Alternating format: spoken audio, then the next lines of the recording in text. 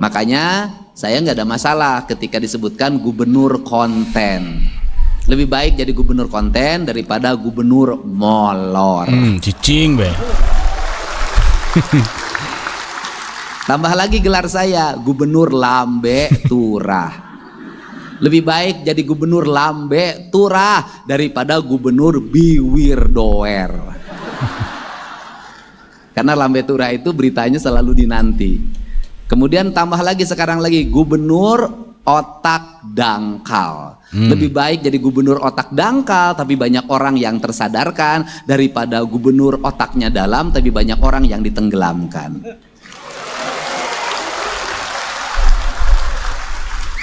Pekwe lawan aing. Iyalah bapak aing. Jadi banyak banget gelar yang sudah diberikan oleh beberapa orang, baik DPR, pengamat dan sebagainya untuk KDM. Tentunya ada yang lambe turah, ada yang gubernur konten, ada yang bilang bahwa Kang Deddy Mulyadi itu the next Mulyono gitu. Apa yang paling ditunggu-tunggu sama teman-teman itu biasanya kita lihat Kang Deddy Mulyadi itu tidak menggunakan baju, hanya menggunakan singlet aja. Iya.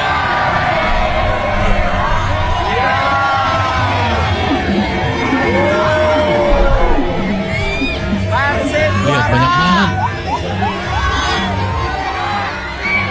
Tuh, udah nggak bergerak nih guys.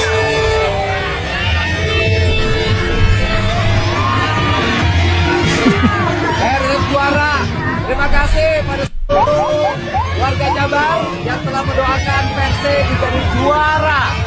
Dan semoga kita bisa terus mempertahankan, membangun sportivitas, mengembangkan sepak bola sebagai olahraga yang favorit di Jawa Barat dan di Indonesia, bahkan dunia.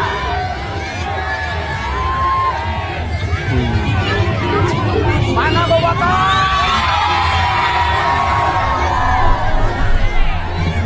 Mana Boboto?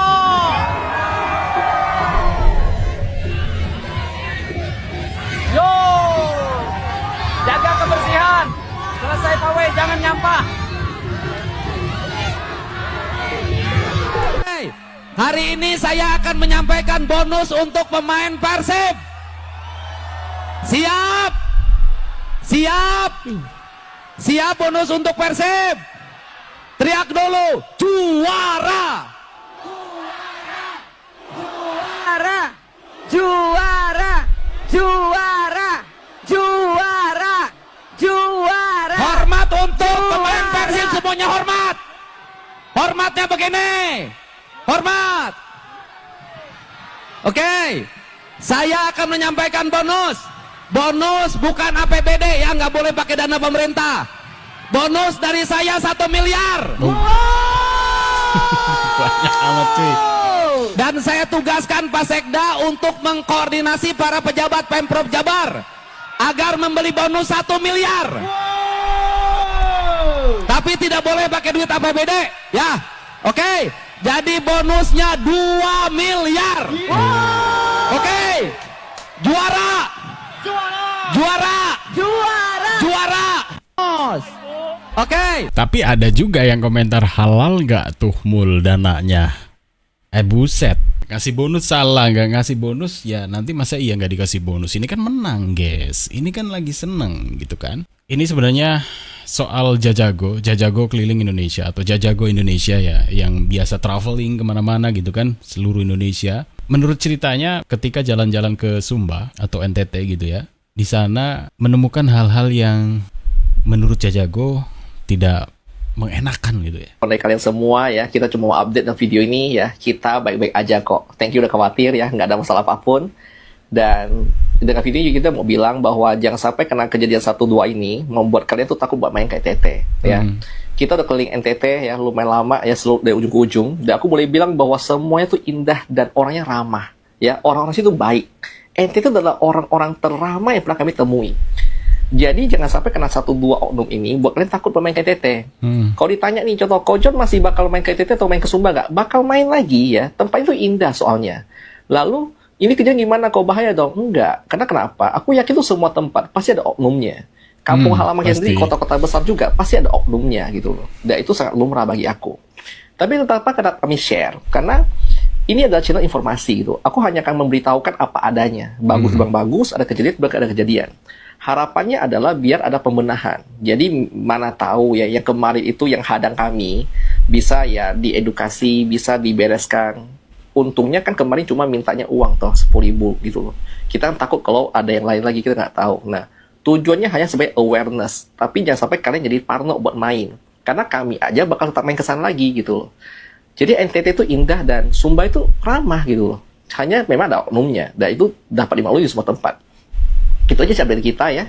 Dan sekarang kita lagi dalam perjalanan lagi ya untuk ke pulau berikutnya. Jadi mohon maaf untuk sementara mungkin kami tidak akan nge-camp dulu ya. Karena kemarin kita baru saja dihadang oleh 2 orang dan kemudian kami dilemparin batu. Tuh, KTP. Alamak, Orang nih. Lempar batu ya. Ini lempar mobil aku. ini lempar apa? Nggak tahu pakai itu. Nah, ini ada oknum yang melempar batu mobil Jajago. Terus ini menurut orang NTT-nya seperti apa di sana? Kalian pasti tahu satu case yang sedang sangat viral terkait dengan tempat wisata yang ada di Sumba. Dan terlepas dari berbagai pro dan kontra kontroversi dalam video tersebut, ada satu hal yang membuat saya sebagai seorang sarjana ilmu komunikasi kembali tersadar, kembali melihat bagaimana media itu memang benar punya super power untuk menggiring opini publik. Itu yang pertama. Lalu yang kedua, setidaknya dengan viralnya video tersebut, kita sebagai masyarakat maupun juga pemerintah kita bisa melihat kembali bagaimana komitmen kita untuk pengelolaan pariwisata. Karena setelah kejadian tersebut, bahkan pemerintah Provinsi NTT juga Kementerian Pariwisata merasa terkejut bahwa ternyata masih ada tempat-tempat, masih ada destinasi wisata di daerah kita, di negara kita, yang masyarakatnya itu masih belum aware tentang pengelolaan pariwisata. Jadi memang harus ada pembinaan, harus ada pembenahan juga dari pemerintah.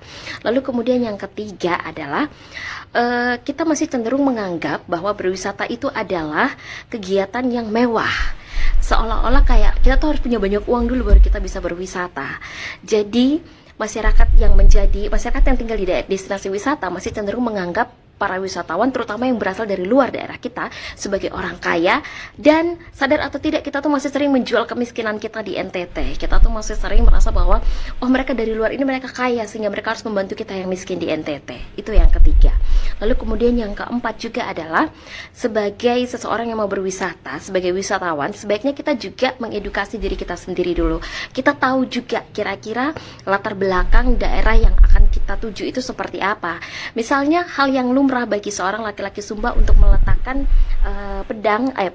parang di sarungnya.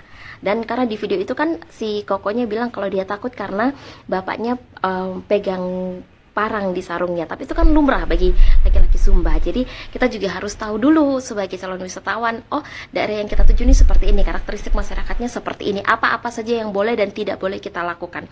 Karena percaya atau tidak percaya, memang ada tempat-tempat tertentu yang kita tuh tidak boleh melakukan hal-hal yang dilarang saat kita pergi ke sana.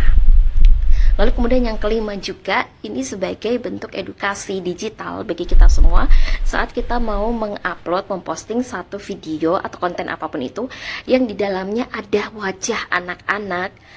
Please tolong blur wajah anak-anak itu, apalagi untuk isu-isu yang sangat sensitif, karena kita tidak pernah tahu bagaimana predator anak melihat itu, bagaimana juga anak-anak tersebut kemudian akan terekspos dan mendapatkan dampak yang tidak baik untuk kehidupan mereka ke depan, untuk kesehatan mental mereka dan lain sebagainya. Tapi setidaknya video dari Jajago Keliling Indonesia itu membuat kita sama-sama sadar, sama-sama belajar menjadi masyarakat yang memang punya awareness tentang hospitality, tentang pengelolaan pariwisata. Juga pemerintah belajar untuk berkomitmen memberikan pendampingan kepada masyarakat dan juga berkomitmen. Oke, video kali ini hanya seperti ini teman-teman. Kalau memang masih penasaran dengan viralnya Jajago Keliling Indonesia, bisa langsung lihat di channelnya Jajago, supaya nanti bisa lihat kronologinya seperti apa. Jadi kronologi yang saya ceritakan singkat itu bahwa Jajago jalan-jalan ke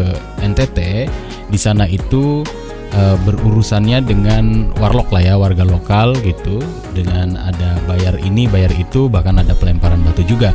Tetapi untuk jelasnya bisa lihat saja di channelnya Jajago. Oke, sampai sekian aja bersama saya Gusti Rival di Val FM. Nantikan saya akan kembali dengan video yang lainnya.